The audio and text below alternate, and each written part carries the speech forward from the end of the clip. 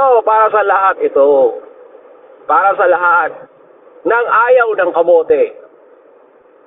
Alam nyo ba kung saan nanggagaling ang kamote? Sa lupa. Sa lupa. Itinanim yan. Matagal na. At ngayon, tumutubo na. Bakit? Sino ba ang nagbibigay ng lisensya ninyo? Sino ba ang gumagawa ng mga batas? Sino ba ang nagpapahintulot na mabigyan yung mga kamote na yan ng pagkakataon umandar sa mga kalsada natin? Sino ba ang hindi rin nagtuturo?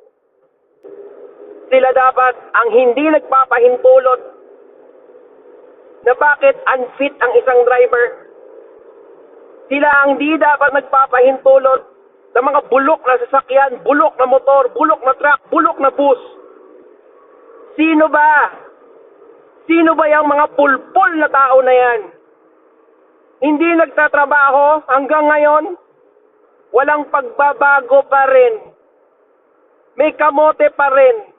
Sila mismo ang dahilan ng pagkamatay ng mga mahal nyo sa buhay dahil sa kamoteng aksidente na yan.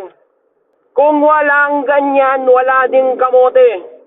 For more full videos, follow us on YouTube. Bye, Picha Bye!